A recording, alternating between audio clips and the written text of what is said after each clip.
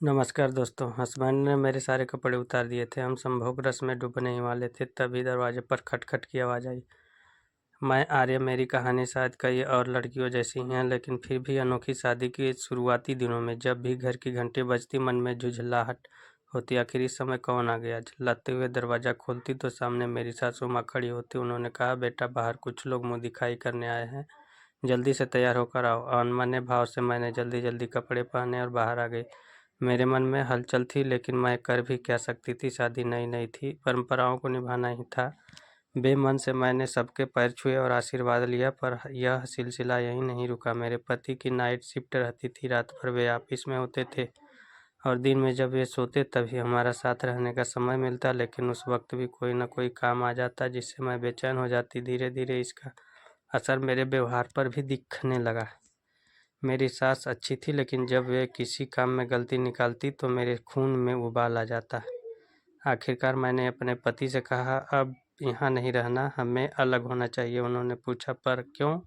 तो मैंने जवाब दिया, मुझे भी अपना स्पेस चाहिए। हमारे बीच कुछ ठीक से हो नहीं पाता और माँ हर समय कुछ न कुछ दिक्कत निकलती रहती है। मेरे पति ने समझाने की कोशिश की, जल्दी ही मैं अपनी शिफ्ट बदलवा लूँगा, फिर सब ठीक हो जाएगा, लेकिन मैंने उनकी बात नहीं मानी और जिद पकड़ ली कि हमें अलग ही रहना है। आखिरकार उन्होंने मेरी बात मानी और अपना ट्रांसफ़र बेंगलोर करा लिया।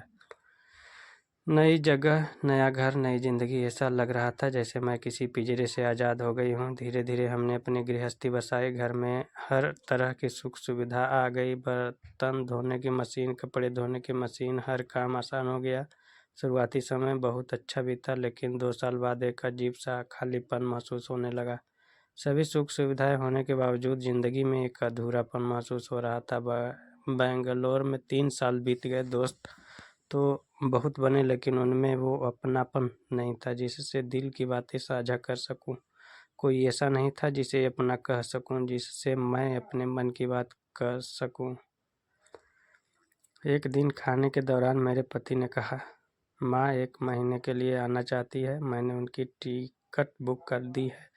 अंदर ही अंदर मुझे बुरा लगा कि फिर से पिंजरे में बंद होना पड़ेगा, लेकिन मैंने कुछ नहीं कहा। जब सासू माँ आई तो मैंने उन्हें घर की हर सुविधा के बारे में समझाने की कोशिश की, कैसे मशीनें काम करती है, कैसे चीज़ें आसान हो गई, लेकिन उन्हें कुछ भी समझ में नहीं आया। उन्होंने बस मुस्कुराते हुए कहा, बहू जब तक मैं यहाँ हूँ तुम एक बर्तन धोने वाली और एक धोबी का इंतजाम कर दो। तुम्हारी मशीन से धुले कपड़े और बर्तन मुझे पसंद नहीं।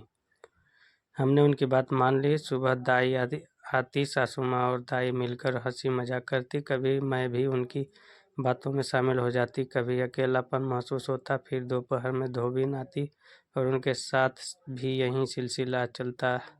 धीरे धीरे 1 महीना बीत गया और माँ के वापस जाने का समय आ गया।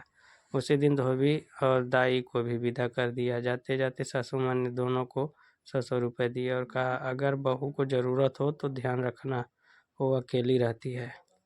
माँ चली गई, धोबी और दाई भी चली गई, पति ऑफिस चले गए। मैंने राहत की सांस ली, चलो फिर से आज़ादी मिली।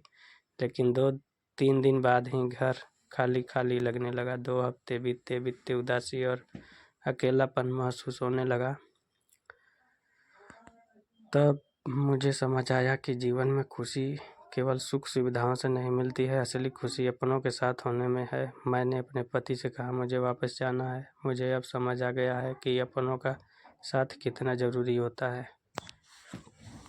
आज मैं 3 साल से सास ससुर के साथ रह रही हूँ और इससे ज़्यादा खुश कभी नहीं रही। मेरी तरह कई लड़कियां होती हैं जो शादी के बाद अलग रहना चाहती हैं, लेकिन सच यही है कि भले ही वे अलग रहें, पर अंदर से वे कभी पूरी तरह खुश नहीं होती। अपनों का साथ ही असली सुख है और मैंने अब इसे पूरी तरह से महसूस कर लिया है। थैंक यू दोस्तों, नमस्कार, धन्यवाद, बहुत बहुत धन्यवाद।